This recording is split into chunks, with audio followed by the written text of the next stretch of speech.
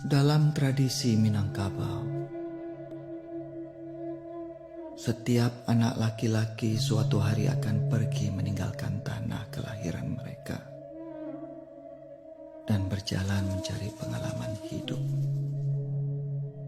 Pengalaman hidup yang akan membuatnya menjadi lelaki sejati. Perjalanan mencari pengalaman hidup ini adalah merantau. Sebuah ujian dan pendidikan jasmani rohani terakhir untuk membuktikan pengetahuan dan kehandalannya di muka dunia. Alam semesta menjadi guru pembimbing yang akan membedakan cahaya kebenaran dan cahaya